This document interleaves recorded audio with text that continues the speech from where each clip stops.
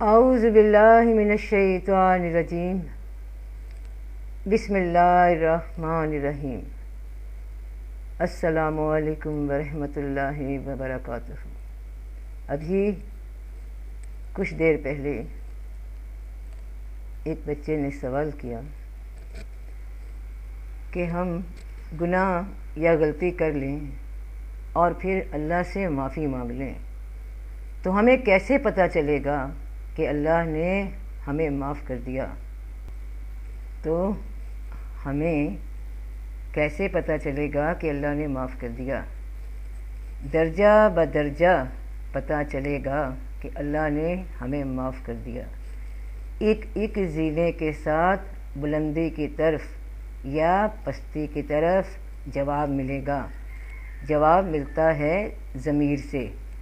جب جب کیے ہوئے گناہ پہ، کسی خطا پہ، اس کی یاد آنے پہ اگر باطن میں، تنہائی میں تمہارے اندر شرمندگی محسوس ہوئی، اس عمل پہ دکھ ہوا، تو سمجھ لینا کہ اللہ پاک نے معافی کی طرف راہ بنا دی ہے، کیونکہ رب پاک کا اپنا فرمان ہے کہ جب کسی بندے کی اصلاح ہو رہی ہوتی ہے تو میں اس کے عیب اس پہ ظاہر کر دیتا ہوں۔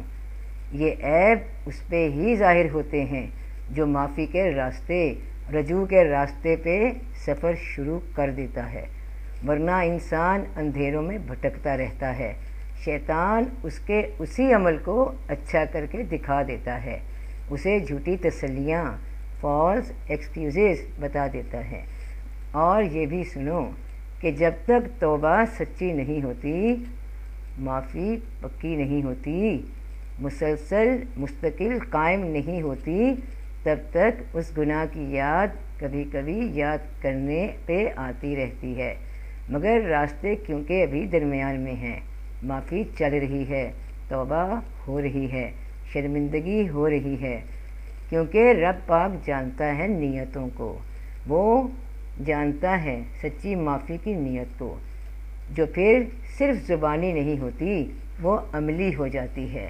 اپنی کی ہوئی غلطی کو عملی طور پہ معافی، سچی معافی مانگنے والا اس عمل کا الٹ کرنا شروع کر دیتا ہے، آنکھوں سے آنسو جاری ہو جاتے ہیں، اور جس عمل سے کسی کو دکھ پہنچایا تھا اس کا اب پازیٹو عمل، کوئی خوشی کا کام، کسی مدد کا کام، اس مدد کا کام جو اس انسان کے لیے چپ چاپ یا ظاہر میں کرنے لگتا ہے، اس کو راضی کرنے کی کوشش کرتا ہے، تو پھر رب کو راضی کرنے کی کوشش کرتا ہے۔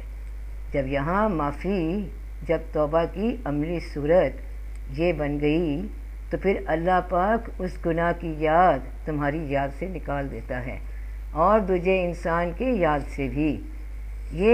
یہ مقام ہوتا ہے سچی معافی کی قبولیت کا۔ میں معافی مانگنا، اگر محفل میں ذلیل کیا تو اتنی جرأت عمل رکھنا کہ محفل میں معافی مانگنا۔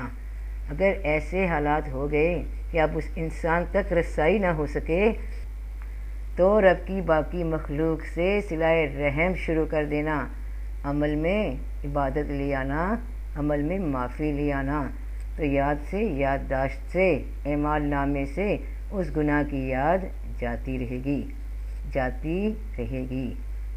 فی امان اللہ۔